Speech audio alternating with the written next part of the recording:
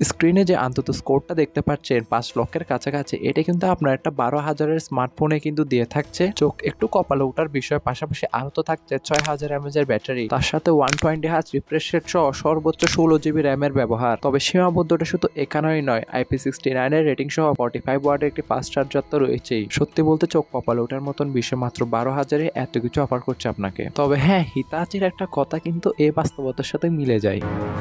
किसी को जज नहीं करना चाहिए।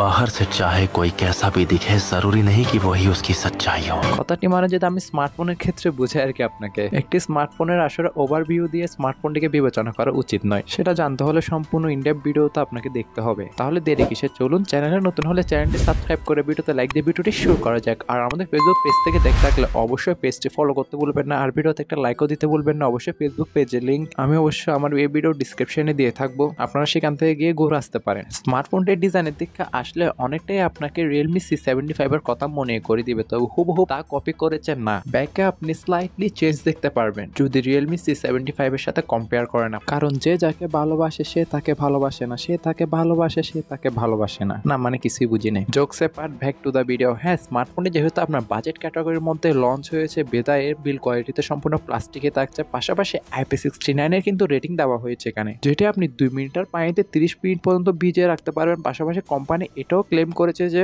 আপনি যদি হাই প্রেসারের পানি স্মার্টফোনটির দিকে ছুঁড়ে মারেন, তাহলেও নাকি এই স্মার্টফোনটিতে পানি ডুববে না। তবে আমার মতে আপনি এসব থেকে দূরে থাকেন, কারণ কোম্পানি ক্লেম করেছে, ওয়ারেন্টি তো আর দেয় নাই। আপনি অবশ্য পানি থেকে দূরে রাখার চেষ্টা করবেন। আর এটির ফ্রন্ট আসলে আমরা দেখতে পারবো একটি স্ট্যান্ডার্ড লেভেলের ডিসপ্লে, 6.67 ইঞ্চি মাপের IPS LCD প্যানেল, যাতে রয়েছে 120 Hz রিফ্রেশ রেটের পাশাপাশি ফুল এইচডি প্লাস রেজুলেশনের সাপোর্ট। তবে all over display colour calibration নিয়ে কথা বললে নরমালি কন্টেন্ট ওয়াচিং এর সময় কিন্তু আপনাকে নিরাশ করবে না, যেটা আপনার out of the box Android 15 এর সাথে রান হবে। তবে জানা গিয়েছে নাকি এটা আপনাকে মেজর 3 বছরের OS আপডেটটা দিবে। তবে আমার মতে এখানে আপনি 2 বছরের পেলেও পেতে পারেন আর কি। তবে এটা আপনার অ্যান্ড্রয়েড 15 এর কিন্তু লাইট ওয়েট একটা ভার্সন। বেসিক্যালি সব কোম্পানি কিন্তু এই প্রাইস পয়েন্টের মধ্যে যে স্মার্টফোন গুলো লঞ্চ করে আর কি, সেখানে কিন্তু এরকম লাইট ওয়েট ভার্সনই দিয়ে থাকে, ফলে কিন্তু ইউআই থেকে একটু চিপ ফিল লাগে, মানে সেই স্মুথ অ্যানিমেশনটা আর পাই না আর কি আমরা এখানে এসে। আর প্রসঙ্গ যখন ক্যামেরাতে, তাহলে এর ব্যাক প্যানেল দেখে মনে হতে পারে যে এতে ট্রিপল ক্যামেরা সেটআপ দেওয়া হয়েছে, তবে না, কাজের সেন্সর একটা এসে 50 মেগাপিক্সেলের ওয়াইড যুক্ত সেন্সরটি, বাকি যে সেকেন্ড আইতে রয়েছে সেটা আপনার 2 মেগাপিক্সেলের একটি ডেপথ সেন্সর। তবে ফ্রন্ট ফেসিং ক্যামেরা নিয়ে এখনো আমি অফিসিয়ালি শিওর হয় না বা কনফার্ম হয় না, তবে কিছু লিক্সের মধ্যে তত অনুযায়ী জানতে পারলাম যে নাকি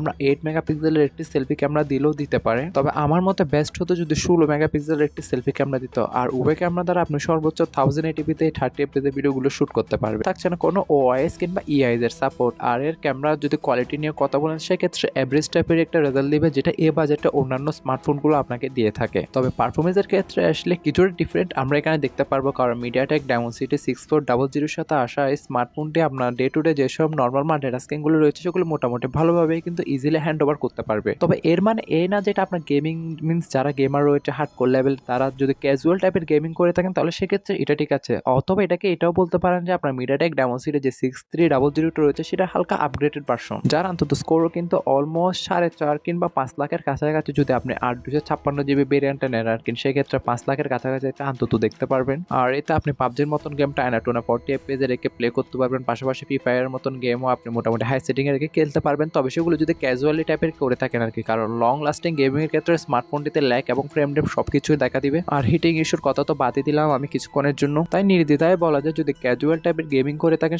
তাহলে সেক্ষেত্রে মোটামুটি আপনার চয়েসে রাখা যায় স্মার্টফোনটিকে। তবে আপনি আরো ভালো একটি এক্সপিরিয়েন্স পাবেন যদি এর ব্যাকগ্রাউন্ডে 2-3টার বেশি অ্যাপ ইউজ না করেন তাহলে। তবে এর ব্যাটারি সেকশনে এসে গ্রাহকের মুখে কিছুটা হাসি ফুটিয়েছে এর 6000 mAh ব্যাটারিতে, কারণ নর্মাল ইউজে মোটামুটি টাইনা টুনে 1 দিন কিংবা 2 দিনের মতন ব্যাটারি ব্যাকআপ আপনাকে দিয়ে দিবে ইজিলি। তার সাথে বক্সে তো 45 ওয়াটের ফাস্ট চার্জিং স্পিডকে প্রোভাইড করেছে, ফলে আপনি 1 ঘন্টা 10 কিংবা 20 মিনিটের মতন ফুললি চার্জ করে নিতে পারবেন আপনার স্মার্টফোনটিকে। তবে স্মার্টফোনটি যদি আপনি গ্লোবালি ভাবে নেন তাহলে সেক্ষেত্রে NFC সাপোর্টটা দেখতে পারবেন, পাশাপাশি এজেন্সিয়াল কিছু সেন্সরের সাপোর্ট তো রয়েছেই, যেমন side mounted fingerprint sensor, NFC, GPS, Bluetooth etcetera, যেটি আপনি বাজারে ব্লু, পিঙ্ক, সিলভার এই 3টি কালারে অ্যাভেলেবেল পাবেন। তবে সেক্ষেত্রে ব্যাকে কিন্তু এক প্রকার একটা প্যাটার্ন দেখতে পারবেন, যেটা অবশ্য লঞ্চ হওয়ার পরে আমি ক্লিয়ারলি বলতে পারবো আর কি। এবার একটু প্রাইসিং নিয়ে কথা বলা যায়। প্রাইসিং সম্পর্কে বললে এটি স্মার্টফোনটি আপনি ইন্ডিয়ান মার্কেটে 12 কিংবা 13,000 রুপির মধ্যে কিন্তু এর বেস ভেরিয়েন্ট আসলে দেখতে পারবেন। তবে বাংলাদেশের মার্কেটে কি এরকম প্রাইস পয়েন্টে লঞ্চ হবে সেটার অফিসিয়াল তথ্য এখন আমি জানি নাই। তবে আমি আশা করছি যে যদি স্মার্টফোনটা আপনার 16 কিংবা 18,000 টাকা প্রাইস পয়েন্টের মধ্যে লঞ্চ হয় তাহলে